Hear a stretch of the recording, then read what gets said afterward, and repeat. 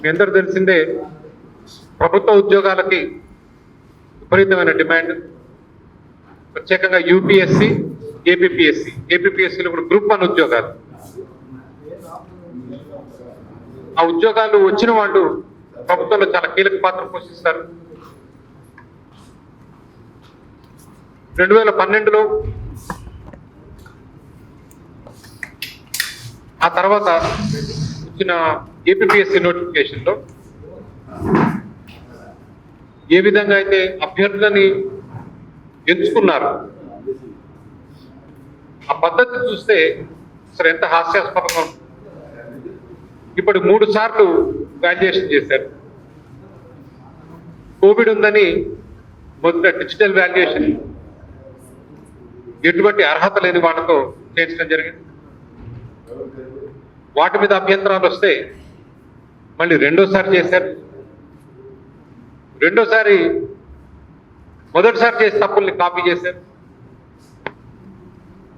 గౌతమ్ సవాంగ్ గారు APPSC chairman అయిన తర్వాత మూడోసారి చేశారు. మూడోసారి కూడా మొత్తం అవకతవక. ఈరోజు హైకోర్టులో ఉంది ఈ కేసు.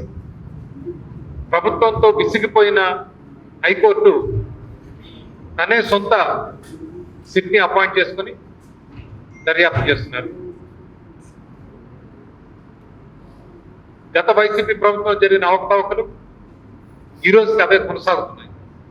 ఏ విధంగా 2 ప్రభుత్వాలు కూడా ఏపీపీఎస్సీ విషయంలో, ఏపీపీఎస్సీలో జరిగిన అవకతవకల విషయంలో చిత్తశుద్ధి లేకుండా ప్రవర్తిస్తున్న తీరు గురించి ఏపీ వెంకటేశ్వర గారు మీతో మాట్లాడారు.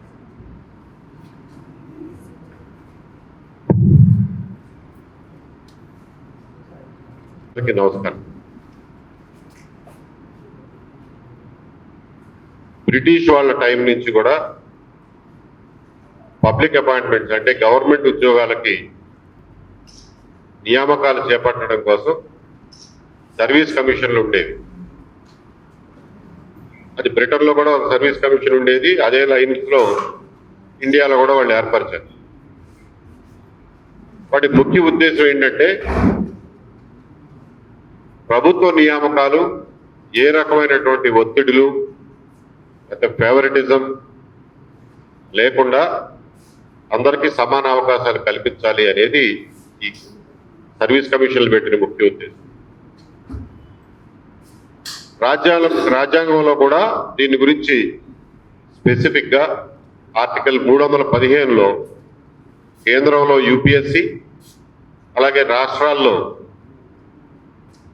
పబ్లిక్ సర్వీస్ కమిషన్, ఏపీ అయితే AP public service commission, Karnataka అయితే కర్ణాటక పబ్లిక్ సర్వీస్ కమిషన్, ఇలా రాష్ట్రాల్లో పబ్లిక్ సర్వీస్ కమిషన్లు ఏర్పరిచారు. దీనికి చైర్మన్గా ఎంపిక అయ్యేవాళ్ళు 62 సంవత్సరాల వయసు దాటకూడదు. 62 సంవత్సరాలు వయసు రాగానే రిటైర్ అయిపోతారు. తర్వాత వాళ్ళు ఎటువంటి ప్రభుత్వ ఉద్యోగాలు, నామినేటెడ్ పోస్టులకి అర్హులు కారు. అలా వాళ్ళ ఇండిపెండెన్స్ మెయింటైన్ చేయడం కోసం రాజ్యాంగపరమైనటువంటి రక్షణలు కల్పించారు.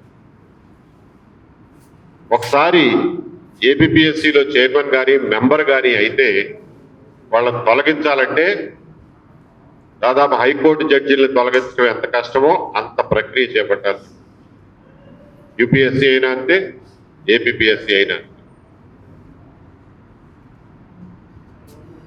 మన రాష్ట్రంలో ఏపీపీఎస్సీ అంతకుముందు సుమారుగా బాగానే పనిచేసేది. జగన్మోహన్ రెడ్డి గారి ప్రభుత్వం వచ్చిన తర్వాత అన్ని వ్యవస్థల్ని సమూలంగా నాశనం చేయడంలో భాగంగా ఏపీపీఎస్సీ వ్యవస్థను కూడా పూర్తిగా భ్రష్టు పట్టించారు. అంతకుముందు తెలుగుదేశం గవర్నమెంట్లో ఉండగా ఒక చైర్మన్ని నియమించారు. ఆయన టెన్యూర్ ఇంకా పూర్తి కాల, ఆయనకి ఇంకా 62 ఏళ్ళు రాలా.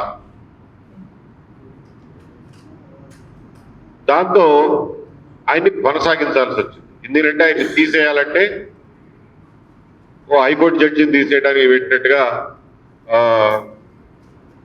పెద్ద ప్రొసీజర్ ఉంటుంది. అది చేయలేక అది ఎలాగో సాధ్యపడదని తెలిసి ఆ చైర్మన్ గారిని నానా రకాల ఇబ్బందులు పెట్టారు. యూపీఎస్సీలో కానీ స్టేట్ పబ్లిక్ సర్వీస్ కమిషన్లో కానీ రెండే పోస్టులు ప్రాధాన్యమైన పోస్టులు. ఒకటి చైర్మన్, రెండోది సెక్రటరీ. చైర్మన్ గా గవర్నమెంట్ నామినేట్ చేస్తుంది, గవర్నర్ గారు నామినేట్ చేస్తారు. యాక్చువల్గా గవర్నర్ గారు పోస్టింగ్ ఆర్డర్స్ ఇస్తారు. అది ఎవరైనా రిటైర్డ్ ఐఏఎస్ ఐపీఎస్ వాళ్ళు కానీ లేకపోతే ఒక పేరొందిన విద్యావేత్తలు కానీ ఇలాంటి వాళ్ళు ఎవరైనా ఉండొచ్చు. సెక్రటరీగా మాత్రం ఒక ఐఏఎస్ ఆఫీసర్ కానీ ఐపీఎస్ ఆఫీసర్ కానీ ఉంటారు. జనరల్గా ఐఏఎస్ ఆఫీసర్లు ఉండేవాళ్ళు. జగన్మోహన్ రెడ్డి గారు వచ్చిన తర్వాత ఆ సెక్రటరీ పోస్ట్ ని బిఎస్ఆర్ ఆంజనేయులు గారికి ఇచ్చారు, ఐపీఎస్ ఆఫీసర్. అప్పట్లో ఆయన దాంతో పాటుగా ఏసీబీ డీజీ, అలాగే ట్రాన్స్పోర్ట్ కమిషనర్ అలా 3 పదవులు ఏకకాలంలో ఆయన నిర్వహించారు. ఏపీపీఎస్సీ సెక్రటరీ హోదాలో ఆయన చేసినటువంటి అరాచకాలు అన్నీ ఇన్ని కావు. ఏపీపీఎస్సీ చైర్మన్ ని రూమ్లోకి వెళ్లకుండా రూమ్ తాళాలు వేసేవాడు. ఏపీపీఎస్సీ చైర్మన్ దగ్గర ఉన్న ప్యూన్లు, అసిస్టెంట్లు మంచినీళ్ళు ఇచ్చేవాడు కూడా లేకుండా మొత్తం కట్టడి చేసేవాడు. చైర్మన్ ని కొన్నిసార్లు అయితే అసలు ఆఫీసుకు రాకుండా కూడా అడ్డుకున్నారు.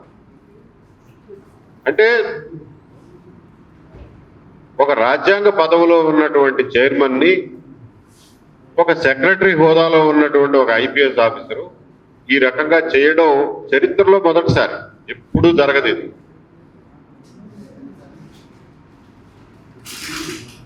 ఇది జగన్మోహన్ రెడ్డి గారి హయాంలో ఆయన కనుసన్నల్లో జరిగినటువంటి విషయం. ఒక రకంగా చెప్పాలంటే యూపీఎస్సీ కానీ పబ్లిక్ సర్వీస్ కమిషన్లు కానీ చాలా స్వతంత్రమైన వ్యవస్థలు. వాటి మీద ప్రభుత్వం పెత్తనం ఏమాత్రం ఉండదు, ఉండకూడదు, నార్మల్గా ఉండదు కూడా. వాళ్ళ పని వాళ్ళు చేసుకోమంటారు. ఎందుకంటే వాళ్ళ రూల్స్ అన్ని చాలా స్ట్రిక్ట్ గా రాసి పెట్టుకుంటారు. గత 75 సంవత్సరాల్లో తమ్ముడే అన్న బిజీగా ఉన్నారా మీరు? కొంచెం సైలెన్స్. గత 75 సంవత్సరాల్లో రకరకాల రిక్రూట్మెంట్లో జరిగినటువంటి ఇబ్బందులు, వచ్చిన అపవాదుల్ని చూసుకుంటూ ఎప్పటికప్పుడు రూల్స్ మార్చుకుంటూ కఠినపరుచుకుంటూ అవి పక్కా సిస్టమ్స్ గా పనిచేస్తుంది. కానీ జగన్మోహన్ రెడ్డి గారి గవర్నమెంట్ లో మాత్రం ఆంజనేయులు గారి ద్వారా ఆ వ్యవస్థని పనిచేయకుండా దాన్ని మూలబెట్టేసి,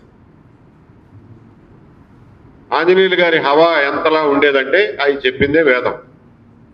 మొత్తం ఏపీపీఎస్సీ స్టాఫ్ మొత్తం, అక్కడ ఉండేటటువంటి అసిస్టెంట్ సెక్రటరీలు, జాయింట్ సెక్రటరీలు, క్లర్కులు, సూపర్వైజర్లు అందరూ ఆయన చెప్పినట్టు వినాల్సిందే. అటువంటి పరిస్థితి కలగజేశారు. చైర్మన్ ని నామమాత్రం చేశారు. ఆయన అసలు కన్సల్ట్ చేసేవాళ్ళు కాదు, ఏ ఫైలు ఆయనకి పంపించేవాళ్ళు కాదు. ఇలా జరిగే క్రమంలో 2018లో ఇచ్చినటువంటి 165 లేక 169 పోస్టులకు ఇచ్చిన గ్రూప్ 1 సెలక్షన్ నోటిఫికేషన్ 2018లోనే పడింది. 2019లో జగన్మోహన్ రెడ్డి గారి గవర్నమెంట్ రాకముందే ప్రిలిమ్స్ ఎగ్జామ్స్ అయిపోయింది. మే 24వ తారీఖునే ప్రిలిమినరీ ఎగ్జామ్ అయిపోయింది. 1,10,000 మంది క్యాండిడేట్లు అప్లై చేశారు, కానీ 60,000 మంది మాత్రమే ప్రిలిమ్స్ రాశారు. ఆ రాసిన వాళ్ళల్లో వాళ్ళకి ఏదో రేషియో ఉంటుంది. దాని ప్రకారం ఒక 10,000 మందిని సుమారుగా మెయిన్స్ పరీక్షలు రాయడానికి సెలెక్ట్ చేశారు. మెయిన్స్ పరీక్షలు ఎప్పుడు జరిగినాయంటే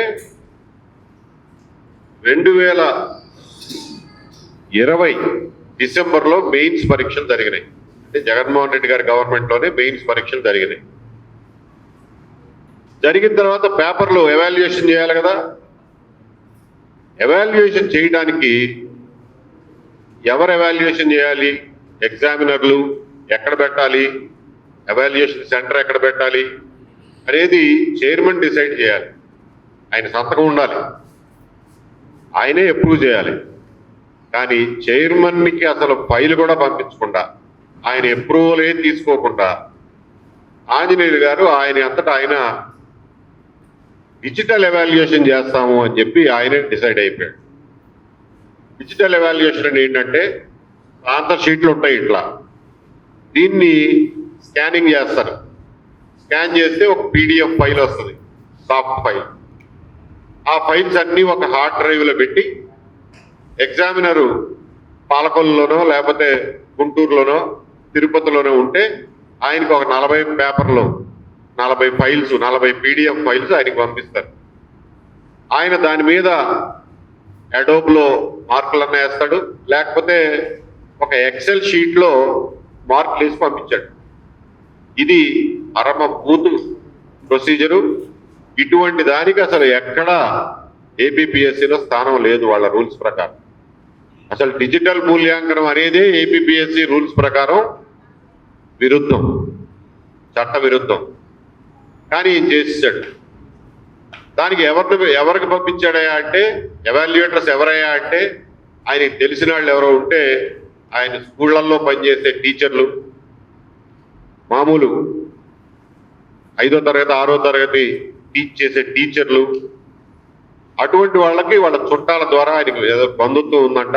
ఆ బంధువులకి సంబంధించిన స్కూల్ టీచర్లు వాళ్ళందరికీ ఒక 150 మందికి ఈయనే సెలెక్ట్ చేసి పంపించాడు. అసలు ఎగ్జామినర్ని సెలెక్ట్ చేయాల్సిన బాధ్యత చైర్మన్ది. అందులో ఇక వాళ్ళు ఇష్టం వచ్చినట్టు వాళ్ళు మార్కులు వేశారు, ఆ ఎక్సెల్ షీట్లో వేసి పంపించారు. ఆ ఎక్సెల్ షీట్లో వేసినవి కూడా మళ్ళా ఈయన దగ్గరికి వచ్చేసరికి అందులో అంకెలు మార్చేశారు. ఎక్సెల్ షీట్లో అంకెలు మార్చడం ఎంత ఈజీయో మీ అందరికీ తెలుసు కదా, దానికి ఏం ఆధారం ఉండదు. ఎక్సెల్ షీట్లో జస్ట్ అంకె మార్చుకోవటమే. మార్చేసుకుని ఒక 326 మంది ఇంటర్వ్యూకి అర్హులు అని చెప్పి ఒక లిస్ట్ తీశారు. ఆ లిస్టు మీద క్యాండిడేట్లు అందరూ గల్లున లేచి, అసలు నువ్వెవడో డిజిటల్ ఎవాల్యుయేషన్ చేర్చడానికి రూల్స్లో లేని దానికి మాకు ముందు చెప్పాలి, చెప్పకుండా నీ ఇష్టం వచ్చిన ఎవాల్యుయేషన్ చేయించడానికి వీలు లేదు అని హైకోర్టుకి వెళ్ళారు.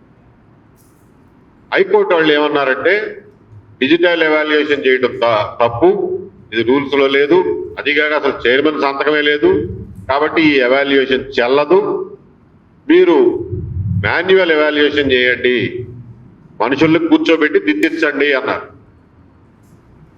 అది హైకోర్టు ఆర్డర్, తప్పదు. ఈయన ఏం చేశాడు, ఓకే మాన్యువల్ ఎవాల్యుయేషన్ చేయమంటావా హైకోర్టు అని చెప్పి చూపిస్తా నీకు మాన్యువల్ ఎవాల్యుయేషన్ ఎట్లా ఉంటుందో అని ఇంకొక డెసిషన్ తీసుకున్నాడు. మళ్ళా దానికి చైర్మన్కి సంబంధం లేదు. చైర్మన్ అప్పటికి రిటైర్ అయిపోయాడు. ఆయన రిటైర్ అయిన దాకా ఆగారు. ఆయన రిటైర్ అయిపోయిన మరుక్షణం రమణారెడ్డి గారిని ఎవరో ఒక మెంబర్ని ఇన్ఛార్జ్ చైర్మన్గా చేశారు. ఈయనే డెసిషన్ తీసుకుని మాన్యువల్ ఎవాల్యుయేషన్కి ఒక థర్డ్ పార్టీకి, క్యాంప్సైనో ఏదో ఉంది కంపెనీ పేరు, ఆ థర్డ్ పార్టీకి నేను కాంట్రాక్ట్ ఇస్తున్నాను అని చెప్పి 1,14,00,000 రూపాయలకి కాంట్రాక్ట్ ఇచ్చేశాడు. మొట్టమొదట డిజిటల్ ఎవాల్యుయేషన్ చేయడానికి 1,38,00,000 ఖర్చు పెట్టారు. రెండోసారి మాన్యువల్ ఎవాల్యుయేషన్ పేరు మీద 1,14,00,000కి తెలిసిన వాళ్ళకి, అది కూడా తెలిసిన వాళ్ళే. ఎవరయ్యా అది అంటే, జగన్మోహన్ రెడ్డి గారు ఉన్న టైంలో అసెంబ్లీ సమావేశాల ప్రత్యక్ష ప్రసారాలు చూసే కుర్రాడు ఒకటి ఉండేవాడు.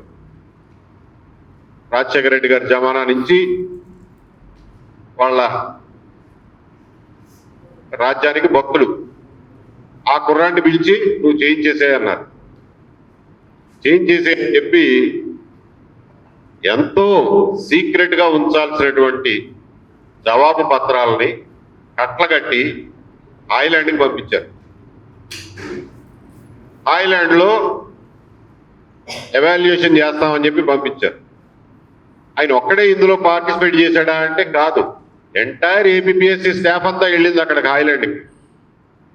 మొత్తం వెళ్ళి అక్కడ సూపర్వైజ్ చేశారు. హాయ్లాండ్లో 84 రోజుల పాటు ఈ 10,000 మంది అభ్యర్థుల జవాబు పత్రాలు హాయ్లాండ్లో పడి ఉన్నాయి. దానికి దిక్కు దివాణం లేదు, దానికి కాపలా కూడా లేదు. అక్కడ గార్డు ఒకటి గుంటూరు జిల్లా నుంచి పెట్టారు, కానీ వాళ్ళు ఓన్లీ సెక్యూరిటీ కోసమే తప్ప జవాబు పత్రాల భద్రత కోసం కాదు. వాళ్ళు ఊరికే అక్కడ గార్డు లాగా నుంచునేవాడు. అక్కడ ఈ చేయించింది ఏంటయా అంటే డిజిటల్ ఎవాల్యుయేషన్లో ఏవైతే మార్కులు వచ్చినాయో ఆ మార్కుల లిస్ట్ అన్ని హాయ్లాండ్కి పంపించి ఎలక్ట్రీషియన్స్, ప్లంబర్లు, వెల్డర్లు, ఇట్లాంటి మామూలు పనులు చేసుకునే వాళ్ళని, కుర్రాళ్ళని ఒక 66 మందిని అక్కడ కూర్చోబెట్టి, ఇందులో 35 అని ఉంటే ఈ 35 ఈ ఓఎంఆర్ షీట్లో దిద్దండి. ఓఎంఆర్ షీట్లో ఆ బబుల్స్ ఉంటాయి కదా, రౌండ్ గా ఎంట్రన్స్ ఎగ్జామ్ రాసిన వాళ్ళకి తెలుస్తుంది. ఆ రౌండ్లని నల్లటి పెన్సిల్తోనో పెన్నుతోనో నల్లగా చేస్తే అది మెషిన్ చదువుద్ది. సో ఆ రకంగా ఈ 35 మార్కుల్ని దీని మీదకి ట్రాన్స్ఫర్ చేయండి అని చెప్పి ఆ ట్రాన్స్ఫర్ చేసే పని అప్పచెప్పాడు. అది కూడా వాళ్ళకి చేతకాల, చాలా తప్పులు చేశారు. వైట్ ఫ్లూయిడ్తో దిద్దేవాళ్ళు ఇష్టం వచ్చినట్టు చేశారు. ఈ తతంగం అంతా ఎప్పటి నుంచి? డిసెంబర్ 2021 నుంచి, ఎప్పుడైతే పాత చైర్మన్ వెళ్ళిపోయాడో అప్పటి నుంచి 2022 ఫిబ్రవరి వరకు ఈ తతంగం నడిచింది హాయ్లాండ్లో. హాయ్లాండ్లో భోజనాల ఖర్చులకు 24 లక్షలు కట్టారు వాళ్ళకి. మిగిలిన డబ్బు ఏమైందో వాళ్ళకి తెలియదు. ఈ 66 మంది వెల్డర్లకి వాళ్ళకి ఎంత పే చేశారో తెలియదు. అది ఇంకా ఇన్వెస్టిగేషన్లో చెప్పలా. ఇంత దుర్మార్గం అంటే హైకోర్టుకి నువ్వు నన్ను మాన్యువల్ ఎవాల్యుయేషన్ చేయమంటావా? నేను అంతకుముందు చేసిందే మళ్ళీ మాన్యువల్ ఎవాల్యుయేషన్ అని చూపిస్తా, ఏం చేస్తావు అన్న అహంకారంతో ఆ పని చేశాను. చేసినప్పుడు కొన్ని దాన్నైనా బయట పెట్టి ఆ గవర్నమెంట్కి తెలుసు, రోజు పేపర్లో వస్తుంది, రిట్ పిటిషన్లు పడతాయి, కొన్ని వందల మంది వేల మంది క్యాండిడేట్లు కోర్టుల చుట్టూ తిరుగుతున్నారు. అప్పటికి కూడా ఆ ప్రభుత్వానికి జ్ఞానోదయం కాల. ఏం చేస్తున్నారా, ఏం పిచ్చి పనులు చేస్తున్నారని ఎవడు మందలించలా. ఎందుకంటే వ్యవస్థలు ఎంత ధ్వంసం చేయగలిగితే అంత ధ్వంసం చేసే పరిస్థితి ఆ రోజున ఉండేది. మన అందరికీ తెలుసు. స్టేట్ ఎలక్షన్ కమిషన్ ఏం చేశారో కూడా మనం చూసాం. సో ఇది అయిపోయిన తర్వాత 2022 ఫిబ్రవరిలో గౌతమ్ సవాంగ్ గారిని డీజీపీ పదవి నుంచి రాజీనామా చేయించి ఆయన్ని పబ్లిక్ సర్వీస్ కమిషన్ చైర్మన్ గా ఒక 4 నెలలు చైర్మన్ ఎవరు లేడు, ఇన్ఛార్జ్ రమణారెడ్డి గారు నడిపేవాడు. తర్వాత ఫిబ్రవరిలో గౌతమ్ సవాంగ్ గారిని చైర్మన్ గా నియమిస్తూ 19వ తారీఖున ఆర్డర్ వచ్చింది. గుర్తుపెట్టుకోండి, కొంచెం తారీఖులు గుర్తుపెట్టుకోండి. 19వ తారీఖున జీవో వచ్చింది, ఏంటి ఆయన చైర్మన్ గా నియమిస్తూ. ఈయన 24వ తారీఖున ఛార్జ్ తీసుకున్నాడు. ఫిబ్రవరి 24, 2022 ఛార్జ్ తీసుకున్నాడు. ఛార్జ్ తీసుకున్న వెంటనే అందరినీ కూర్చోబెట్టి, అప్పటికి ఇంకా ఆంజనేయులు గారు సెక్రటరీగానే ఉన్నాడు. ఇంకో 1 నెల రోజుల తర్వాత అనుకుంటా ఆయన వెళ్ళిపోయాడు. ఆంజనేయులు గారిని, కమిషన్ మెంబర్లని, స్టాఫ్ని కూర్చోబెట్టి ఆయన మీటింగ్ పెట్టి, ఏం చేశారా మీరు హాయ్లాండ్లో అని అంటే, ఎవరు ఏం చెప్పారో ఎక్కడ కాగితాల మీద లేదు. ఆ మీటింగ్కి మినిట్స్ లేవు, నోట్ ఫైల్ మీద ఎక్కడా లేదు. అంతేకాదు ఆ ఫైళ్ళే మాయమైపోయింది. కొంతమంది మెంబర్లు అంటారు మేము వాల్యుయేషన్ చేయించామని చెప్పాడు అంటారు. కొంతమంది మెంబర్లేమో లేదు అది వాల్యుయేషన్ కాదు, ఓన్లీ ట్యాబులేషన్ చేశాం, ఆ డిజిటల్ ఎవాల్యుయేషన్లో వచ్చినట్టుని ఒక టేబుల్లో వేసాం అంతే, అంతకుమించి మేమేం చేయలేదు అని అన్నాడు అని అంటారు. ఒకవేళ మీరు మరి అక్కడ హాయ్లాండ్లో మాన్యువల్ మూల్యాంకనం చేయించకపోతే ఈయన 24వ తారీఖున ఛార్జ్ తీసుకున్న మనిషి 25వ తారీఖునే ఆయన మళ్ళా ఎక్స్ట్రా ఓఎంఆర్ షీట్లు కావాలని చెప్పి ఆర్డర్ మీద సైన్ చేస్తాడు గౌతమ్ సవాంగ్ గారు. ఒక్క రోజులోనే ఛార్జ్ తీసుకున్న ఒక్క రోజులోనే ఓఎంఆర్ షీట్లు కొత్తవి కావాలి, మాకు 50,000 ఓఎంఆర్ షీట్లు కావాలని చెప్పి సైన్ చేస్తాడు ఆర్డర్. మరి ఒరిజినల్ ఓఎంఆర్ షీట్లు ఏమైపోయినాయి? మీరు ఎగ్జామ్కి వెళ్ళినప్పుడు ఇచ్చే ఓఎంఆర్ షీట్లు ఏం చేశారు? అవి ఖర్చు అయిపోయినాయి కదా, అందుకే కదా రెండోసారి ఆర్డర్ ఇచ్చావు. ఖర్చు అయిపోయినాయండి. ఎందుకు ఖర్చు అయిపోయినాయి? ఎవరు ఖర్చు చేశారు? ఆంజనేయులు గారు ఖర్చు చేశాడు. ఎక్కడ ఖర్చు చేశారు? హాయ్లాండ్లో ఖర్చు చేశారు. మరి ఖర్చు చేశారు అని అంటే ఓఎంఆర్ షీట్లు నింపారు అని అంటే అక్కడ ఏదో మూల్యాంకనం జరిగితేనే కదా నింపాలా. ఎవాల్యుయేషన్ జరగకుండా ఎట్ట నింపారు అని చెప్పి అడగడా? ఏమైపోయినాయా ఓఎంఆర్ షీట్లు? ఏమైపోయినాయి? నువ్వు ఒక పక్కనేమో మేము ట్యాబులేషన్ చేసాము, మేము ఎవాల్యుయేషన్ చేయలేదు అంటున్నావు. ఓఎంఆర్ షీట్లు ఏమైపోయింది? అది తెలవదా గౌతమ్ సవాంగ్ గారికి? తెలవనోడైతే మర్నాడే ఎందుకు ఆర్డర్ ఇచ్చాడు 50,000 ఓఎంఆర్ షీట్లకి? సో ఈ భ్రష్టత్వం ఏదైతే ఉందో అప్పటి వరకు జరిగినటువంటి తప్పులు భ్రష్టత్వాల్ని గౌతమ్ సవాంగ్ ఏనాడు ప్రశ్నించరా, వాటిని సరిచేయడానికి ఏనాడు ప్రయత్నం చేయరా. ఈయన ఏం చేశాడు? సరే అయిపోయింది, మళ్ళా ఇప్పుడు నిజమైనటువంటి మాన్యువల్ మనుషులతోటి పేపర్లు దిద్దిద్దాం అనే డెసిషన్కి వచ్చాడట ఎందుకంటే ఆయన డెసిషన్కి వచ్చినట్టుగా ఎక్కడా రికార్డు మీద సంతకం లేదు, ఎక్కడ ఆర్డర్ లేదు. మాన్యువల్ ఎవాల్యుయేషన్కి పోతున్నాం అని చెప్పి గౌతమ్ సవాంగ్ గారి సంతకం చేసిన ఆర్డర్ ఎక్కడా లేదు, ఇవాళకి దొరకట్లా.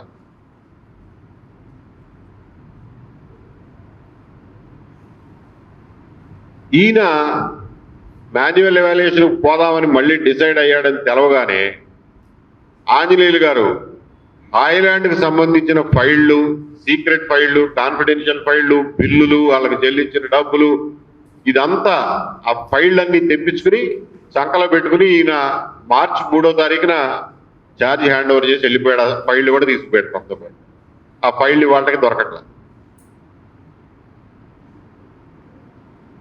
ఇది విధ్వంసం స్థాయి చెప్పడం కోసం చెప్తున్నా మీకు ఇదంతా. ఇది మామూలుగా ఒక ఎంఆర్ఓ ఆఫీసులో కూడా జరగదు. ఆంధ్రప్రదేశ్ పబ్లిక్ సర్వీస్ కమిషన్లో జరిగినటువంటి తతంగం ఇది. జగన్మోహన్ రెడ్డి గారి కనుసన్నల్లో జగన్మోహన్ రెడ్డి గారి ఎంపిక చేసి వేసినటువంటి సెక్రటరీ, ఆ చైర్మన్ కనుసన్నల్లో జరిగినటువంటి అరాచకం. సరే గౌతమ్ సవాంగ్ గారు డెసిషన్ తీసుకున్నారు, మాన్యువల్ ఎవాల్యుయేషన్ మళ్ళీ చేద్దామని. ఎక్కడ చేయించారు? 2 క్యాంపులు, క్యాంప్ అంటారు దాన్ని, క్యాంపులు, 2 క్యాంపులు ఏబిపిఎస్సి ఆఫీస్లో, ఒక క్యాంప్ ఏమో ఎస్ఆర్ఆర్ కాలేజీలో విజయవాడ పెట్టారు క్యాంపులు. సరే ఎగ్జామినర్లు ఎవరయ్యా అని అంటే జనరల్గా యూనివర్సిటీ ప్రొఫెసర్లు ఉండాలి ఎగ్జామినర్లుగా. ఎందుకంటే గ్రూప్ 1 కాబట్టి, కనీస అర్హత డిగ్రీ కాబట్టి ఖచ్చితంగా యూనివర్సిటీ ప్రొఫెసర్లే దిద్దాలి ఆ పేపర్. వీళ్ళు ఏం చేశారు? యూనివర్సిటీ ప్రొఫెసర్లని కొంతమందిని తీసుకున్నారు, సగం మందిని, దాదాపుగా సగం మందిని డిగ్రీ కాలేజీ లెక్చరర్లు తీసుకున్నారు. 57 మంది డిగ్రీ కాలేజీ లెక్చరర్లు ఎంపిక చేశారు. ఆ డిగ్రీ కాలేజీ లెక్చరర్లకి ఫలానా degree college, government degree college so and so Eluru for example, ఫలానా పేరు, ఫోన్ నెంబరు, వీళ్ళందరినీ ఏపీపీఎస్సి గ్రూప్ 1 ఎవాల్యుయేషన్కి ఎంపిక చేయడం అయ్యేది అని చెప్పి కాలేజియేట్ ఎడ్యుకేషన్ అని ఒక డిపార్ట్మెంట్ ఉంటుంది. కాలేజియేట్ ఎడ్యుకేషన్ వాళ్ళు ఒక ఆర్డర్ తీశారు. ఆ ఆర్డర్ అందరికీ వాట్సాప్లో సర్క్యులేట్ చేశారు 57 మందికి. అది అటు తిరిగి క్యాండిడేట్ల చేతుల్లో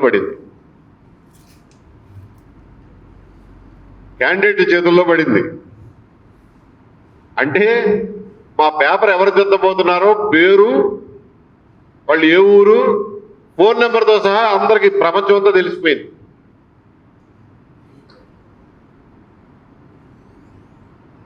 ఆ 57 మందిలో 57 మంది రాలా, 47 మంది వచ్చారు నిజంగా పేపర్లు దిద్దడానికి.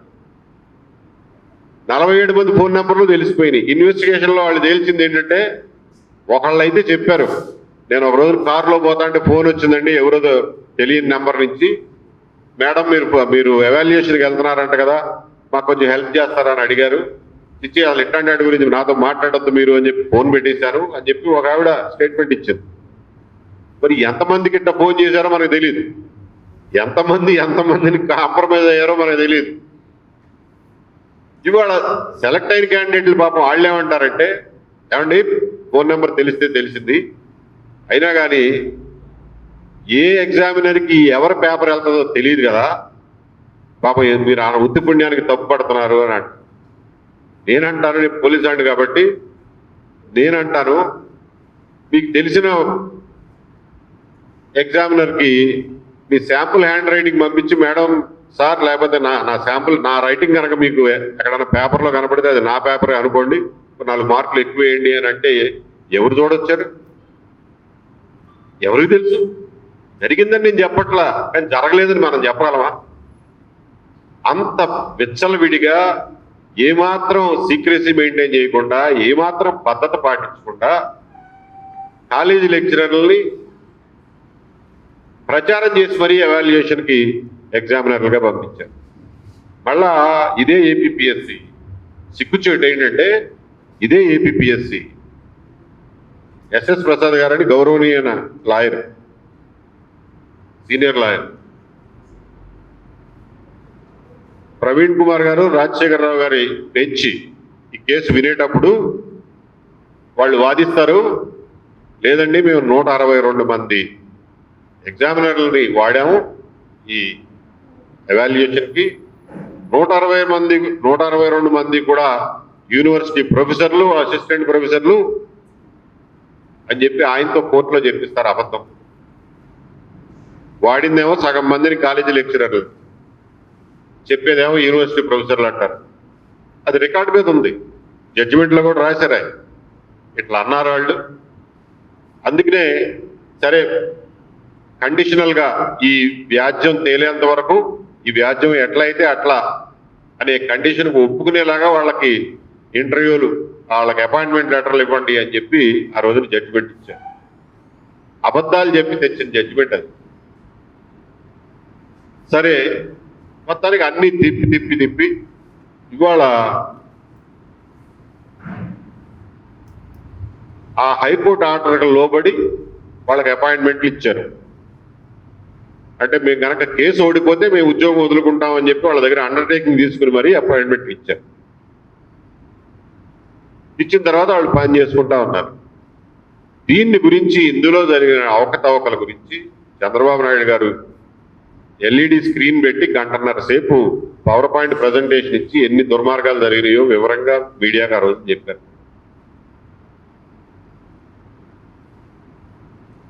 గవర్నమెంట్ తీరా మారి గవర్నమెంట్ వచ్చిన తర్వాత దాని గురించి ఏమైనా చర్యలు తీసుకున్నారా అంటే శూన్యం. ఎక్కడ తప్పు జరిగింది, ఏం జరిగింది అని ఇన్వెస్టిగేట్ చేయడానికి కానీ, దర్యాప్తు చేయించడానికి కానీ ఏ మాత్రం ఏ రోజున ప్రయత్నం చేయలేదు. ఇక విపరీతమైన గొడవ, క్యాండిడేట్లు రోజు కోర్టు చుట్టూ తిరగడం, ఓ పక్కన హైకోర్టులో బెంచ్ దగ్గరికి వెళ్ళడం, ఇదేదో తేడాగా ఉంది అని చెప్పి జూన్ జూలైలో 2025 జూన్లోనో ఏమో అప్పుడున్నటువంటి సెక్రటరీ రాజాబాబు గారని ఆయనతోటి ఒక చిన్న కాగితం రాయించి, ఆంజనేయులు గారు ఏదో తప్పులు చేసినట్టుగా కనిపిస్తా ఉంది, దీని మీద ఇన్వెస్టిగేట్ చేయండి అని చెప్పి ఒక లెటర్ తెప్పించుకుని దాని మీద ఒక డిఎస్పి ఆధ్వర్యంలో సిట్ వేస్తారు గవర్నమెంట్. డిఎస్పి ఆధ్వర్యంలో సమస్య ఎంత పెద్దది, వేసిన సిట్ ఏంటి అని అంటే డిఎస్పి ఆధ్వర్యంలో ఒక సిట్ వేశారు. వాళ్ళకి ఇచ్చినటువంటి టర్మ్స్ ఆఫ్ రిఫరెన్స్ ఏంటంటే ఏపీపీఎస్సిలో డబ్బు దుర్వినియోగం అయింది, మిస్అప్రాప్రియేషన్ అయింది, ఆ డబ్బుల సంగతి తేల్చండి అని చెప్పి సిట్కి ఆదేశాలు ఇస్తారు. అంటే అసలు సెలక్షన్ సంగతి పోయింది, ఏదో ఫండ్స్ మిస్యూజ్ అయినాయి అని చెప్పి వాళ్ళని ఇన్వెస్టిగేట్ చేయమంటారు. అంత నేరోగా వాళ్ళ టర్మ్స్ ఆఫ్ రిఫరెన్స్ ఇచ్చారు. ఆ డిఎస్పీ గారు ఏదో ఆయనకి చేతనైన ఇన్వెస్టిగేషన్ ఆయన చేశాడు కొద్ది నెలల పాటు. కానీ ఇది అంతకంతకి తీవ్రం అవుతా ఉంటే చివరికి 2025 నవంబర్లో ఏపీపీఎస్సీ ఫైనల్గా ఒక ఎఫిడవిట్ వేస్తుంది. అంటే కొత్త ప్రభుత్వం వచ్చిన తర్వాత ఎఫిడవిట్. ఏంటా ఎఫిడవిట్ అంటే ఆ హాయ్లాండ్లో జరిగిన దుర్మార్గం గురించి ఏమి రాయరు. అప్పటికి అన్ని వివరాలు తెలుసు వాళ్ళకి, దాని గురించి ఏమి రాయరు. పైన తూతూ మంత్రంగా మూడోసారి ఎవాల్యుయేషన్ జరిగింది, మాకు ఇంతకు మించి ఏం తెలియదు అని చెప్పి ఒక ఎఫిడవిట్ వేస్తారు. దానికి అడ్వకేట్ జనరల్ గారు ఏపీపీఎస్సీ తరఫున వాదిస్తూ అంతకు ముందు వేసినటువంటి తప్పుడు ఎఫిడవిట్లు ఏవైతే ఏపీపీఎస్సీ వేసిందో ఆ ఎఫిడవిట్లనే సమర్థిస్తూ ఈయన వాదిస్తారు. అంటే ఏంటనమాట, కొత్త గవర్నమెంట్ కూడా ఆ పాత గవర్నమెంట్ చేసినటువంటి సెలక్షన్ లిస్టుకి కట్టుబడి ఉన్నట్టే లెక్క. మరి గంటన్నర సేపు పవర్ పాయింట్ ప్రజెంటేషన్ ఎందుకు ఇచ్చారు సార్? ఇన్ని తప్పులు జరిగినాయి, ఇన్ని లొసుగులు ఉన్నాయి అని చెప్పి ఎందుకు ఇచ్చారు పవర్ పాయింట్ ప్రజెంటేషన్? మీరు పవర్లోకి రాగానే లేదు ఆ నియామకాలన్నీ సక్రమమే అని చెప్పి మీకు ఎవరైనా చెప్పారా? ఏదన్నా కమిటీ ఏదన్నా రిపోర్ట్ ఇచ్చిందా? పోనీ ఏమన్నా ఇన్వెస్టిగేట్ చేశారా? ఎట్లా చెప్పారు? అప్పుడు తప్పు అని చెప్పింది, ఇప్పుడు ఒప్పు ఎట్లా అయిపోయింది? అదీగాక కండిషనల్గా అపాయింట్మెంట్ లెటర్ ఇచ్చారు కదా. అంటే మేము కనుక కేసు ఓడిపోతే మేము ఉద్యోగం వదులుకుంటామని చెప్పి వాళ్ళు సంతకం పెట్టితేనే కదా మీరు ఇచ్చింది ఉద్యోగాలు. కండిషనల్గా అపాయింట్మెంట్ ఇచ్చినప్పుడు హైకోర్టులో కేసు పెండింగ్ ఉన్నప్పుడు మీరు వాళ్ళకి సరే తప్పదు కాబట్టి నియమించారు, గబుక్కుని తీసేయాలంటే లీగల్ సమస్యలు ఎదురవుతాయి కాబట్టి ఎక్కడో చోట మామూలు ప్రదేశాల్లో ఒక సైడ్ లైన్ లూప్ లైన్లో పోస్టింగ్లు ఇస్తే ఒక అర్థం ఉండేది. మీరు అంతకు ముందు చేసినటువంటి ఆరోపణలకి ఒక అర్థం ఉండేది. కానీ మీరేం చేశారు? మీరు గవర్నమెంట్లోకి వచ్చి రాగానే మొట్టమొదటిసారి చేసినటువంటి రీషఫుల్లో, గ్రూప్ 1 ఆఫీసర్స్ రీషఫుల్లో ఈ ఆరోపణల నేపథ్యంలో నియామకాలైనటువంటి ఆర్డీఓల్ని, డిఎస్పీలని అందరినీ ఫోకల్ పోస్టింగ్ల్లో వేశారు. రెవెన్యూ సబ్ డివిజన్ ఆఫీసర్లుగా, పోలీస్ సబ్ డివిజన్ ఆఫీసర్లుగా ఫోకల్ పోస్టింగ్ల్లో వేశారు. అంటే ఏంటనమాట, మీరు ఆ నియామకాలు సక్రమమే అని చెప్పి మీరు పూర్తిగా నమ్మినట్టేగా. అదిగాక అప్పటికి వాళ్ళకి ప్రొబేషన్ డిక్లేర్ కాల. ఏ ప్రభుత్వ ఉద్యోగికైనా ప్రొబేషన్ డిక్లేర్ కాకుండా మీకు ఫోకల్ పోస్టింగ్లు వెయ్యరు. 2 సంవత్సరాల్లో ప్రొబేషన్ డిక్లేర్ చేయాలి. ప్రొబేషన్ డిక్లేర్ కాకుండానే వాళ్ళని ఫోకల్ పోస్టుల్లో వేసేసారు. ఒక పక్కనేమో ఏపీపీఎస్సీ అంతకుముందు వేసిన తప్పుడు ఎఫిడవిట్లనే మీ అడ్వకేట్ జనరల్ గారు కోర్టులో వాటికి అనుకూలంగా వాదిస్తారు, వాటిని సమర్థిస్తూ వాదిస్తారు. అంటే ఈ నియామకాలను ఇలాగే కొనసాగించాలనేది ప్రభుత్వం ఉద్దేశంగా మనకు కనిపిస్తా ఉంది. సరే, గౌతమ్ సవాంగ్ గారు చేసినటువంటి మాన్యువల్ ఎవాల్యుయేషన్ కొన్ని సక్రమంగా జరిగిందా అని చెప్పి మనం ఒకసారి పరిశీలిస్తే, ఇవాళ ఇన్వెస్టిగేషన్ రిపోర్ట్ చూస్తే, ఏదైతే ఎస్ఐటి వేశారో ఆ ఇన్వెస్టిగేషన్ రిపోర్ట్ చూస్తే అందులో 1,00,000 తప్పులు కనిపిస్తుంది. 1,00,000 తప్పులు. చెప్పడానికేమో మేము సీసీ కెమెరాల్లో పెట్టి చేసామన్నారు, కానీ వాళ్ళ స్ట్రాంగ్ రూమ్కే సీసీ కెమెరా లేదు 17 రోజుల పాటు. దాని రిపోర్ట్లో ఉంది. ఆ ఉన్న సీసీ కెమెరాలు కూడా సగం రోజులు బ్లర్రింగ్ అయిపోతుంది, ఏం కనపట్లా, బొమ్మ కనపట్లా, సీసీ కెమెరాలు పనిచేయటంలా. వాళ్ళు వేసిన మార్కులు పని సరిగ్గా వేశారా అని చూస్తే విచిత్రంగా దాదాపు ప్రతి ఓఎంఆర్ షీట్ మీద కరెక్షన్లు ఉన్నాయి, దిద్దుబాట్లు ఉన్నాయి. సరే, దిద్దుబాట్లు సహజం, మనిషి అన్నాక ఏదో ఒక 2 అయిపోయి 5 వేయటమో ఏదో తప్పు చేస్తారు, సరిదిద్దుకుంటారు. దానికి రూల్ ఏంటంటే ఏ ఎగ్జామినర్ అయితే తప్పు అంకేశారో ఆ ఎగ్జామినరే దాని మీద సంతకం పెట్టాలి, కరెక్షన్ చేసి. దాన్ని చెరిపేయకూడదు, దాని మీద వైట్ ఫ్లూయిడ్ గుయ్యకూడదు, దాన్ని కొట్టేసి అక్కడ సంతకం పెట్టి కరెక్ట్ అంకి మళ్ళీ వేయాలి. అది రూలు.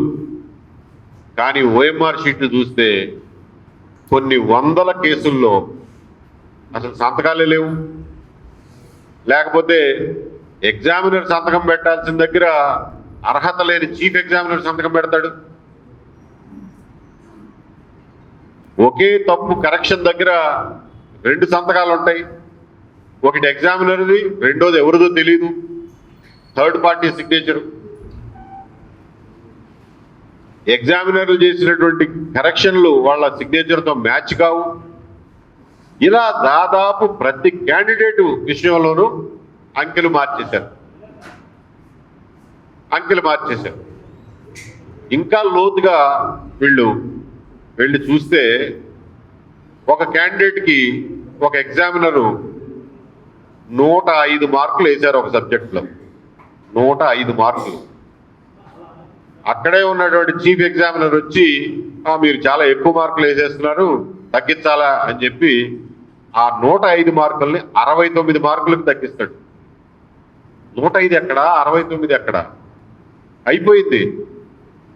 డిప్యూటీ కలెక్టర్గా సెలెక్ట్ అవ్వాల్సిన వాళ్ళు ట్రెజరీ ఆఫీసరు, ఎంపీడీఓగా కూడా సెలెక్ట్ కాదు. పోయింది, వాళ్ళ జీవితం వేస్ట్. పోనీ ఆ చీఫ్ ఎగ్జామినర్కి అలా చెప్పే హక్కు ఉందా, అధికారం ఉందా అంటే అబ్సల్యూట్లీ నాట్. ఆయనకి ఎటువంటి అధికారం లేదు. మార్కులు మార్చమని చెప్పే అధికారం ఆయనకి ఎట్టి పరిస్థితుల్లోనూ లేదు. మరి ఎందుకు చేశాడయా అని అంటే, ఆ ఎగ్జామినర్ని అడిగితే ఈ ఎస్ఐటి వాళ్ళు నేనేం చేయనండి, ఆయన నెత్తి మీద కూర్చున్నాడు, తగ్గిస్తావా సస్తావా అని ఆ ఒత్తిడికి తట్టుకోలేక ఆయన చెప్పిన అంకేశాను అంట. ఆ చీఫ్ ఎగ్జామినర్ని పిలిచి ఏమయ్యా నువ్వెందుకు చేసావు, నువ్వెందుకు చెప్పావు, నీ పని కాదు కదా అది అని అంటే ఆయన అంటాడు, అక్కడ క్యాంప్ ఆఫీసర్ అని ఒక ఆయన ఉన్నాడండి. ఒకటి గమనించండి, ఎగ్జామినరు ప్రైవేట్ వ్యక్తే, అంటే లెక్చరర్లో ప్రొఫెసర్లో. చీఫ్ ఎగ్జామినర్ కూడా ఒక ప్రొఫెసరో లెక్చరరో ఉంటారు. క్యాంప్ ఆఫీసర్ అంటే ఎవరంటే ఏపీపీఎస్సి స్టాఫ్. ఎగ్జామినర్ని అడిగితే చీఫ్ ఎగ్జామినర్ ఒత్తిడి అని చెప్పింది. చీఫ్ ఎగ్జామినర్ని అడిగితే నేనేం చేయను, ఆ క్యాంప్ ఆఫీసర్ ఒత్తిడి చేశాడు అందుకనే ఏమిచ్చానంటే. ఎవరయ్యా క్యాంప్ ఆఫీసర్, గుర్తుపడతావా అంటే నాకు గుర్తు లేదు, ఎవడో చెప్పాడంట. ఈ రకంగా మార్కులు వేశారు. ఆయన అడిగితే ఆ ఎగ్జామినరు కొంచెం ఎక్కువ వేసేస్తున్నారు మార్కులు, అందుకని చెప్పి కొంచెం మోడరేట్ చేయడం కోసం తగ్గించమని చెప్పాను, సలహా ఇచ్చాను అంటాడు.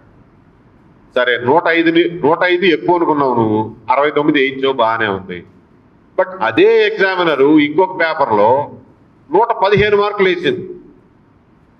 దానికి ఈయనేం మాట్లాడలా, 115గానే ఉంచేశాడు. మరి అక్కడ ఎక్కువ వేసినట్టుగా అదేం మార్చలా. ఇంకొక కేసులో 112 ఎన్నో వేస్తే దాన్ని 72 చేపించాడు. అంటే నీ ఇష్టం వచ్చిన కేసుల్లో మార్కులు తగ్గించేసావు. అవతల క్యాండిడేట్ బతుకేమైపోవాలి, వాడి సెలక్షన్ ఏమైపోవాలి? ఎగ్జామినర్ మార్కులు వేయాలా, చీఫ్ ఎగ్జామినర్ వచ్చి మార్కులు దిద్దిస్తాడా? ఇవన్నీ కూడా గౌతమ్ సవాంగ్ గారు చేయించినటువంటి 3వ మూల్యాంకనంలో జరిగిన మహాపరాధాలు. ఇన్ని అపరాధాలు, ఇన్ని తప్పులు, ఇన్ని దిద్దుబాట్లతో వచ్చినటువంటి సెలక్షన్ లిస్ట్ ఇది. ఇంకొక విచిత్రం ఏం జరిగిందంటే, 2 క్యాండిడేట్లు ఉన్నారు, వాళ్ళ బార్కోడ్ నెంబర్లో తిరగబడిపోయింది. అంటే వీళ్ళ బార్కోడ్ వాళ్ళకి వెళ్ళింది, వాళ్ళ బార్కోడ్ వీళ్ళకి వెళ్ళింది. బార్కోడ్ మారితే ఏమవుతుంది, ఈ మెయిన్స్లో ఎగ్జామ్ పూర్తి నంబర్ మారిపోతుంది. ఒకళ్ళకి 425 మార్కులు వచ్చినాయి అన్ని సబ్జెక్టులోని కలిపి, ఇంకొకళ్ళకేమో 380 మార్కులు వచ్చినాయి. 425 380 వేశారు, 387కి 425 వేశారు. వాళ్ళకి ఆ ఇంటర్వ్యూ మార్కులతో కలుపుకుంటే అసలు ఉద్యోగం రాకూడని వాడికి డిప్యూటీ కలెక్టర్ ఉద్యోగం వచ్చింది, ఉద్యోగం రావాల్సిన వాడికి ఏ ఉద్యోగం రాల. అంటే మీ ఆ ఒక్క తేడాతో మీ మొత్తం లిస్టు, సెలక్షన్ లిస్టు మొత్తం మారిపోయింది, పైనుంచి కింద వరకు మారిపోయింది. అంటే కంప్లీట్ లిస్టు విషియేట్ అయిపోయింది ఆ బార్కోడ్ ఇంటర్చేంజ్ వల్ల. ఇకపోతే 1-2 పేపర్లలో 2 రకాల హ్యాండ్ రైటింగ్ కనిపించింది. ఎట్లా జరిగింది అసలు? 2 రకాల హ్యాండ్ రైటింగ్ ఎట్లా వచ్చినాయి చెప్పండి. సరే, ఆ క్యాండిడేట్ ఏదైతే హ్యాండ్ రైటింగ్ మార్పు ఉందో అతను సెలెక్ట్ కాలా, ఫైనల్గా పక్కకు పెట్టండి. అసలు ఎట్లా జరిగింది?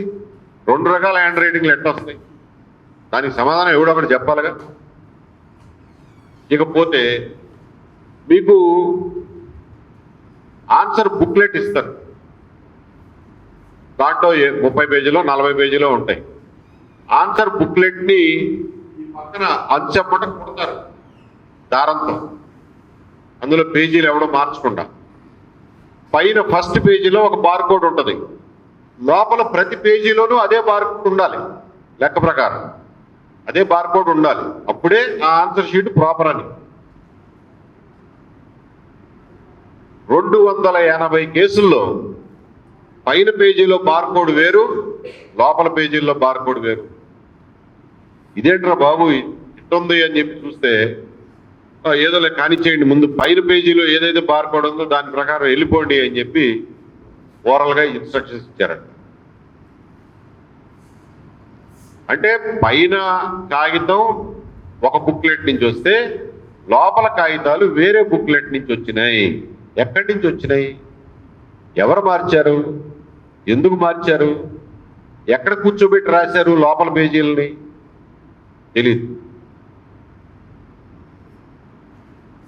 సెలెక్ట్ అయిన క్యాండిడేట్లలో 6 క్యాండిడేట్లది ఇక్కడ ఉన్నటువంటి కుట్టేస్తారు కదా, స్టిచ్చింగ్ చేస్తారు కదా, ఆ స్టిచ్చింగ్లో తేడాలు వచ్చినాయి. మిగిలినవన్నీ తెల్లటి దారంతో స్టిచ్ చేస్తే ఇది నల్లటి దారంతో స్టిచ్ అయింది. అది ఎట్లా ఉంది? వచ్చినప్పుడు కొన్ని తెల్లదారంతో స్టిచ్చింగ్, కొన్ని నల్లదారంతో స్టిచ్చింగ్ అంటే రెండోసారి స్టిచ్చింగ్ చేసినట్టు. కొన్నిటిలోనేమో డబుల్ స్టిచ్చింగ్ అయింది. ఇదెట్లా జరిగిందయ్యా అంటే ఈ బుక్లెట్ సప్లై చేసిన కంపెనీ వాళ్ళు అన్నారంట, హ్యూమన్ ఎర్రర్ అయి ఉంటుందండి, ఎక్కడన్నా దారం మారి ఉండొచ్చు, కుట్టు మిషన్ మీద దారం మారి ఉండొచ్చు అన్నారంట. ఓన్లే బాబు, కుట్టు మిషన్ మీద దారం మారిందని మేము ఒప్పుకుంటాం. బార్కోడ్ ఎట్ట మారింది?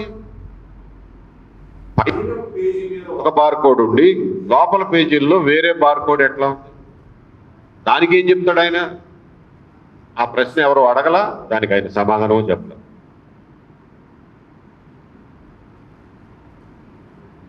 అంటే ఇన్ని రకాలుగా దుర్మార్గాలు జరిగినాయి ఈ రిక్రూట్మెంట్లో, ఇన్ని రకాల తప్పులు జరిగినాయి. సరే, ఆంజనేయులు గారు చేసినవి ఆల్రెడీ వెల్ డాక్యుమెంటెడ్. కానీ గౌతమ్ సవాంగ్ గారు చేయించినటువంటి ఎవాల్యుయేషన్లో సక్రమంగా జరిగిందా అంటే అది కూడా లేదు. ఈ తప్పులన్నీ ఆయన చేసిన ఎవాల్యుయేషన్లో జరిగినవే. ఈ ఓఎంఆర్ షీట్లు దిద్దడం, సంతకాలు మ్యాచ్ కాకపోవడం, మార్కులు తగ్గించడం, కొంతమందికి మార్కులు తగ్గించడం, ఎగ్జామినర్ల లిస్టు లీక్ అవడం, ప్రొఫెసర్లు అసిస్టెంట్ ప్రొఫెసర్లు ఉండాల్సిన దగ్గర కాలేజీ లెక్చరర్లతో దిద్దించడం, ఇవన్నీ గౌతమ్ సవాంగ్ గారు చేయించిన మాన్యువల్ ఎవాల్యుయేషన్లో జరిగినాయి. దాని గురించి ఇన్వెస్టిగేషన్లో ఇవన్నీ కూడా బయటికి తీసుకొచ్చారు. అయినా సరే ఆంజనేయులు గారిని అంటే ఆ కేసులో ఏదైతే ఆ డిఎస్పి నేతృత్వంలో చేసినటువంటి సిట్ కేసులో ఆయన్ని ముద్దాయిగా చేర్చారు. కానీ గౌతమ్ సవాంగ్ గారిని ఇంతవరకు ఎవరు ముట్టుకోలే. ఆయన అసలు అడగల ఏం జరిగిందని, మీ ఎక్స్ప్లెనేషన్ ఏంటి, మీ సంజయ్ ఏంటి అని. ఆయన రిజైన్ చేసి శుభ్రంగా వెళ్ళిపోయి ఉన్నాడు. ఆయన గురించి ఎవరూ మాట్లాడట్లా. ఆయనకి బాధ్యత లేదా? జరిగిన దానికి ఆయనకి బాధ్యత లేదా? ఆయన కనుసన్నల్లో ఫైళ్ళు ఎట్ట మిస్ అవుతాయి? ఆయన రాసిన ఫైళ్ళు కూడా మిస్ అయినాయి. ఆయన జమానాలో ఉన్న ఫైళ్ళు ఆయన సంకలో పెట్టుకుని పోయినట్టున్నాడు. అసలు ఏపీపీఎస్సీలో ఫైళ్లు మిస్ అవ్వడం అంటే మాటల అంటే పూర్తిగా ఇవాళ ఏపీపీఎస్సీ అనే వ్యవస్థ పూర్తిగా భ్రష్టు పట్టిపోయింది అనేది మనకు దీనివల్ల అర్థమవుతుంది. ఈ వ్యవస్థలో గ్రూప్ 1 లాంటి పెద్ద పరీక్షలు నిర్వహించే కెపాసిటీని ఆ వ్యవస్థ పూర్తిగా కోల్పోయింది. దాన్ని పూర్తిగా ఫినాయిల్ వేసి కడిగి ఆ పాత ఈ దుర్మార్గులందరినీ చట్టం ముందు నిలబెట్టి వాళ్ళని పక్కకు పెట్టి ఒక కొత్త స్టాఫ్ ఒక కొత్త వ్యవస్థను నిర్మించుకోవాల్సినటువంటి అవసరం ఈ రోజున పడినటువంటి సందర్భంలో ఈ గవర్నమెంట్ వచ్చిన తర్వాత గత సంవత్సర కాలం నుంచి ఏపీపీఎస్సీకి చైర్మన్ లేడు. ఇది వీళ్ళ చిత్తశుద్ధి ఏపీపీఎస్సీ పట్ల, ఆ వ్యవస్థను నిలబెట్టడం పట్ల వీళ్ళ చిత్తశుద్ధి. అది సంవత్సరం నుంచి చైర్మన్ లేడు. రాతపూర్వకంగా పాత చైర్మన్ గారు ఇచ్చినటువంటి కంప్లైంట్లు ఉన్నాయి. ఏంటంటే కోట్ల రూపాయలు ఏపీపీఎస్సీ మెంబర్లకి పప్పు బెల్లాలు పంచిపెట్టినట్టుగా పంచిపెట్టేశారు ఆంజనేయులు గారు ఉండగా. దానికి లెక్కలు లేవు. దాన్ని చైర్మన్కి దాన్ని రాటిఫై చేయడానికి ఎప్పుడు పెట్టలా, డబ్బులు ఇష్టం వచ్చినట్టుగా పంచిపెట్టేశారు. ఏంటంటే నేను ఏం చేసినా మీరు ఏమి కాదనకూడదు అన్నదానికి ఇచ్చినటువంటి నజరానా అనుకోవాలి. ఆ రకమైన తప్పిదాలు చాలా ఉన్నాయి. దాన్ని సరిచేయాలని లేదా దాని మీద దర్యాప్తు చేయించాలని కూడా ఈ ప్రభుత్వానికి చేమగుట్టినట్టుగా కూడా లేదు. ఈ రోజున కేవలం హైకోర్టు డివిజన్ బెంచి గట్టిగా పట్టుబట్టి మీరు ఎస్ఐటి ఒక ఐజీ నేతృత్వంలో వేస్తారా వేయరా అని అంటే తప్ప ఇవాళ ఐజీ నేతృత్వంలో ఎవరైతే రవిశంకర్ అయ్యన్నార్ గారు ఉన్నారో ఆయన నేతృత్వంలో వేశారు. మనకు ప్రాబ్లం ఏంటంటే ఇదే సిఐడి ఇదే రవిశంకర్ అయ్యన్నార్ గారి నేతృత్వంలో కాదంబరి జత్వానీ మీద మళ్ళా ఒక తప్పుడు ఛార్జ్ షీట్ వేశారు. వాళ్ళ సాక్ష్యాలను వాళ్లే కాంట్రాడిక్ట్ చేసుకుంటూ తప్పుడు ఛార్జ్ షీట్ వేశారు. కాబట్టి ఎంత అందంగా ఇన్వెస్టిగేట్ చేస్తున్నారో, ఇందులో ఎన్ని వదిలిపెట్టారో, లొసుగులు ఎన్ని వదిలిపెట్టారో చూసుకోవాలి జాగ్రత్తగా మనం. తర్వాత సిట్ వేశారా, సిట్ వేసిన తర్వాత డివిజన్ బెంచ్ ఏం చెప్పిందంటే వాళ్ళని ఫోకల్ పోస్టుల నుంచి తప్పించండి అని చెప్పింది.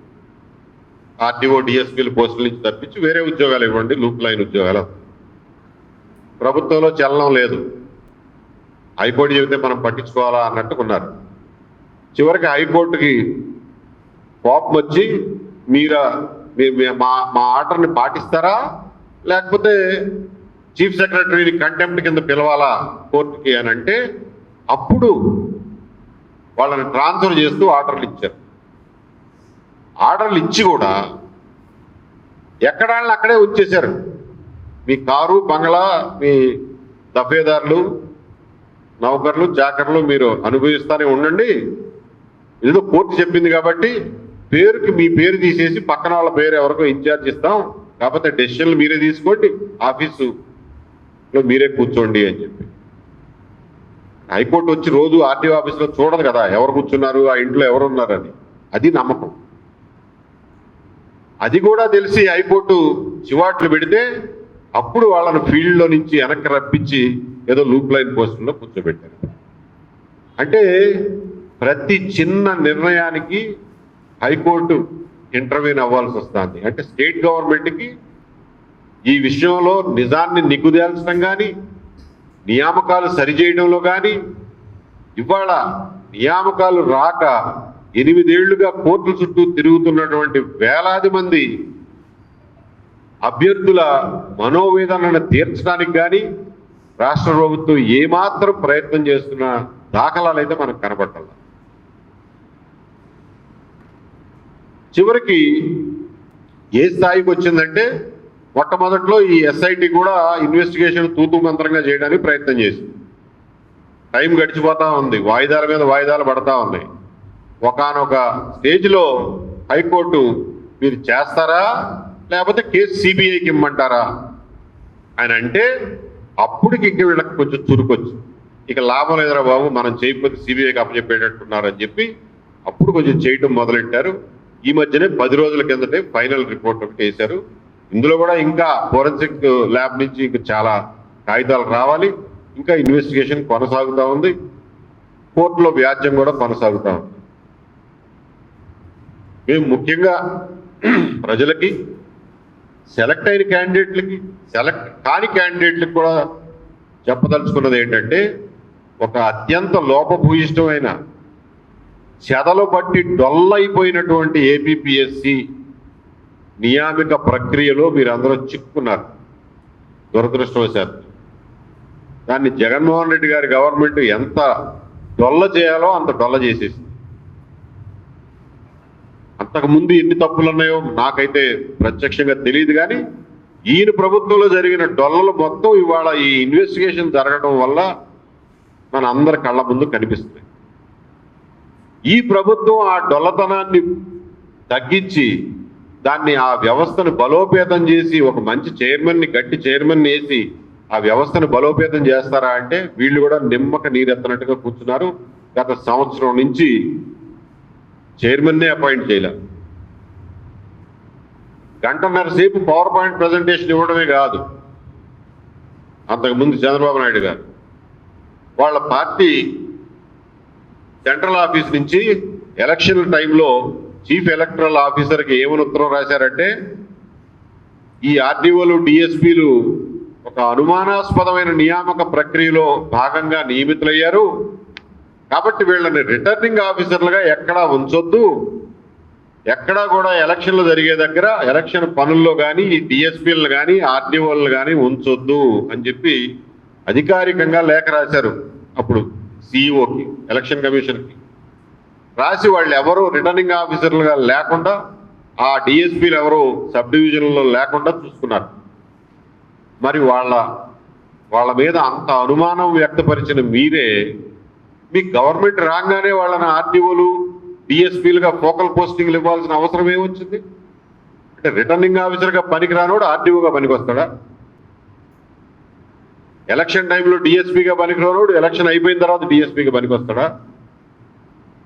వాళ్ళ మీద, వాళ్ళ నియామకాల మీద ఉన్నటువంటి అనుమానం నీళ్లు తొలగకుండా మీరు ఏం తొందర వచ్చిందని వాళ్ళని ఆర్డీఓలు, డిఎస్పీలు చేశారు. అంటే మీరు అధికారంలో లేనప్పుడు చెప్పిన మాటల మీద, మీ చిత్తశుద్ధి మీద మేము ఏ రకంగా నమ్మాలి, ఏ రకంగా విశ్వాసం ఉంచాలి అనేది మన ముందున్నటువంటి ప్రశ్న. కాబట్టి ఇప్పటికైనా ఆ ఏపీపీఎస్సీ వ్యవస్థను పూర్తిగా సరిచేసి ప్రక్షాళన చేస్తే తప్ప ఈ రాష్ట్రంలో ప్రభుత్వ ఉద్యోగాలు, ఏపీపీఎస్సీ ద్వారా నియామకాలు ఆశించేటటువంటి యువతకి, చదువుకున్న పిల్లలకి భవిష్యత్తు ప్రశ్నార్థకంగా మిగిలిపోతుందని చెప్పి హెచ్చరిస్తూ ఈ విషయంలో చొరవ తీసుకోవాల్సిందిగా ప్రభుత్వాన్ని విజ్ఞప్తి చేస్తున్నాం. ఈ కేసు చివరికి కోర్టులో ఎలా తేలుతుందో ఇంకా సబ్జుడిస్ ఉంది కాబట్టి చెప్పలేము. ఇన్వెస్టిగేషన్ కూడా ఇంకా పెండింగ్ ఉంది కాబట్టి అది కూడా ఏం జరుగుతుందో, ఇంకా ఇన్వెస్టిగేషన్లో ఇంకెన్ని కంకాళాలు బయటపడతాయో మనకు తెలీదు.